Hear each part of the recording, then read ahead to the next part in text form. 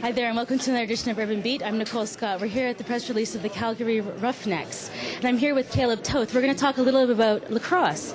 So can you tell me a little bit about your sport and why you got into it? Well, the sport is it's similar to hockey, similar to basketball, similar to football. It's kind of like all three top sports put together as one. It's got the speed that hockey does. It's got the same kind of plays, pick and rolls that basketball does, and it's physical just like football is. So, basically it's all the great sports put into one that makes it the greatest sport. So, that's why I got into it. I started playing when I was about 3 years old, so I've been playing for a long time. And, I fell in love with it. I basically, in the summers, I'd play lacrosse. In the winters, I'd play hockey. And then one year, I just decided to quit hockey and just concentrate on lacrosse, and haven't looked back since. So, hockey was locked out last year, and I started attending lacrosse games basically because of that. So, can you talk a little bit about what do you think this has done for lacrosse as a sport in moving forward, or do you think it's going to compete with hockey, or? Well, when hockey was locked out, it was upsetting for everybody. The National Lacrosse League kind of was hoping that maybe lacrosse would step in and take its place. In Canada, it's tough. Like hockey in Canada is like football in the States. It doesn't matter if they're locked out for 1 year; they're going to come back, and everyone's going to come back and watch them. What we tried doing is we tried just getting hockey fans out to see a game and to see if they enjoyed it. And as soon as people walk in our door, they want to see more. And that's basically what we wanted to do, is see if we can get a bunch of new fans with the strike. And we did get some new guys, and it was it was good. Hopefully they keep coming and keep telling friends, and more people come, and we get more sellout crowds. So now, I noticed from the roster you're the only Calgarian actually on the team.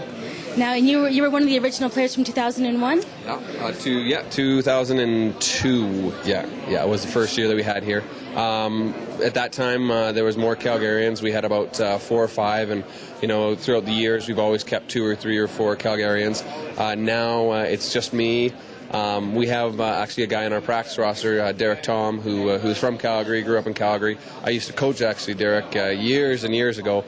So it's good seeing more and more Calgarians. But the thing is that Alberta's growing so much in lacrosse that we have a lot of Alberta players throughout the entire league. Like, there are Calgary players, they're just not playing on Calgary teams.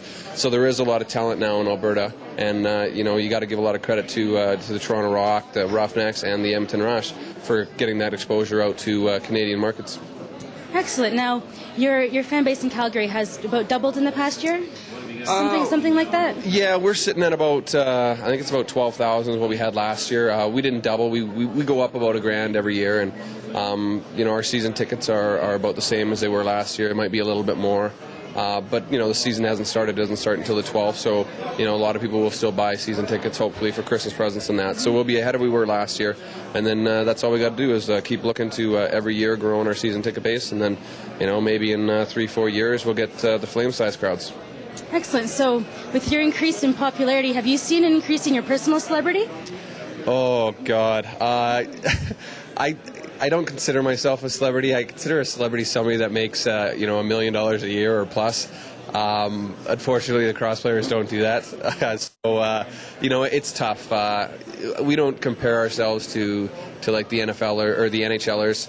Like, I'm friends with Jerome, and we could walk down the street and everyone's going to know who he is, and maybe 2 or 3 people might know who I am. So it's we don't consider ourselves celebrities, but it's fun when kids do recognize you and they come up and ask for autographs. Excellent. Well, thank you very much for joining me. Thank you. I'm really looking forward to seeing the games in the new year. Good. I hope you do. Okay, excellent. It's been another edition of Urban Beat. I'm Nicole Scott.